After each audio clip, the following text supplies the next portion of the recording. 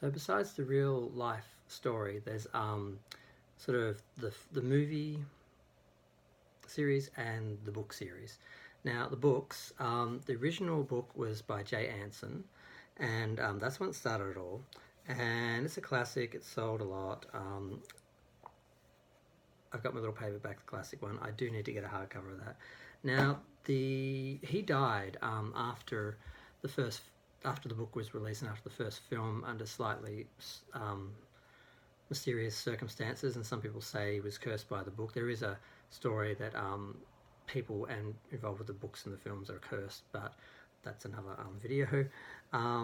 And they did continue, like I said, they continued to have experiences, so they continued to do books. The thing was chronicled by John G. Jones, and he did Amityville Part 2, Amityville Horror Part 2, Amityville Horror Part 3, the Amityville Horror, The Untold Stories, which was a bunch of short stories, and they were made into movies as well. And then Hans Holzer, who was a parapsychologist, he was one of the people who was brought in to investigate the whole thing. He did the book The Murder in Amityville, which dealt with the possession and the murders.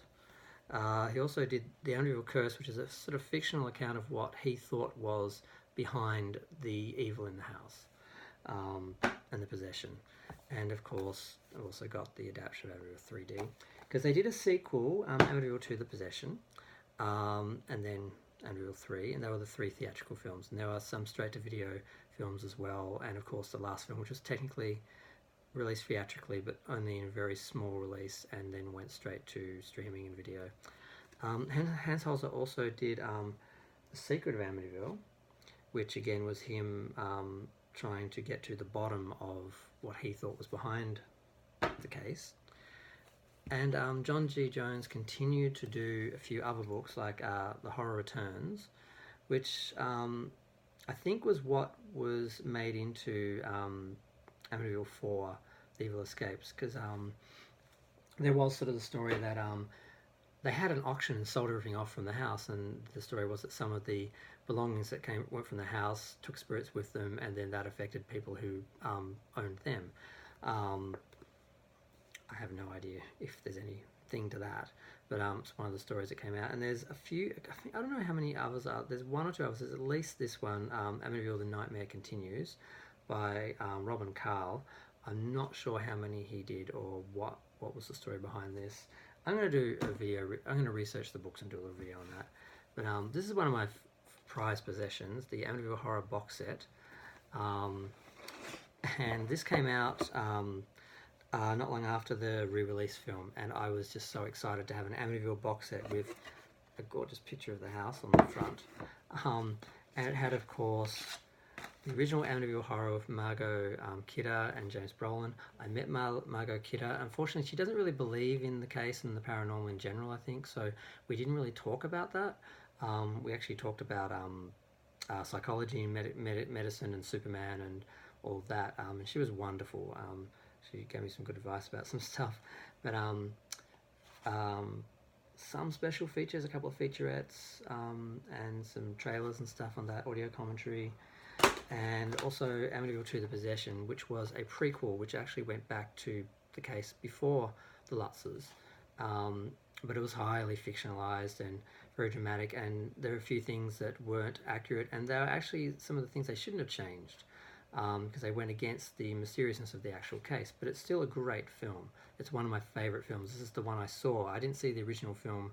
I saw it on TV, I think, but I saw the second one on video, and I watched that a million times, and that had a real effect on me, and most of the people I know saw that film, and everyone's familiar with that, and everyone loves it. No one likes to admit it, but everyone loves it. And then we had Amityville 3D, which was a lot of fun, but it wasn't really based on any real situational stories from the house. It was just capitalizing on the house itself and the legend in the films and that. But it also came with an extra disc which had 2 History Channel documentaries, The Haunting and Horror or Hoax, as well as an on location, the Amityville Horror 2005, dealing with the remake. And they also did a Blu-ray release.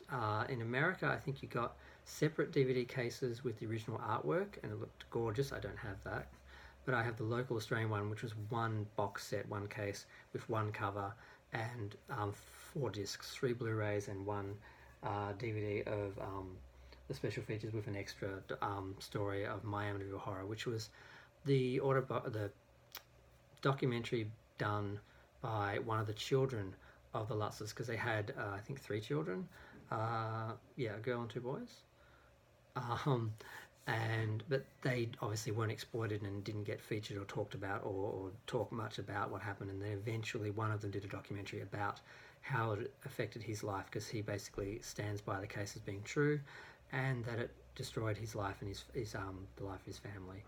And I guess I'm just going to leave it there. I really just wanted to do a little video about the Amityville Horror on the anniversary, the 40th anniversary, because I wanted to do videos on some of the different elements, the original murders, the Lutz case, the books, the movies, everything. And I'm going to do, I guess, something on each, but I need to do a bit more research, and I didn't have the time to do it in time for the anniversary, but I just wanted to do something to commemorate it. So this is my little video, or double video. I don't know if I'll split it or put it into one, but yeah, I look forward to looking into that a bit more, and I hope there's other people who like Amityville who might actually get some information out of mine, because there's a bit of misinformation.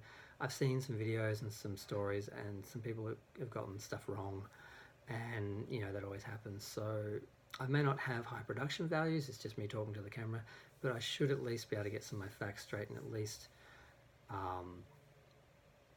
tell the stories well. I don't know, I'm just going to try. But thanks. Feel free to like, subscribe, comment. Comments are good. If anyone has any research that they know, feel free to let me know. There's a few people who had some good websites, but a lot of that stuff I'm not sure if it's being kept anymore. I haven't been looking at the case as much as I did a few years ago, because I kind of did a lot of research, especially when a lot of stuff came online, and then it was sort of all done, and I just sort of went back to just watching the film sort of once a year on the anniversary, and that's sort of it. But when I was a kid and when I came online, one of the first things I did was research this and look at the websites, because there are a few prominent people who are researching the case and getting a lot of the information about the original case and all that up and available to people, and it was fun looking at all that. But I'm going to have fun looking at it all again, and hopefully you guys will watch those videos. So I'm going to go. Thanks. Bye.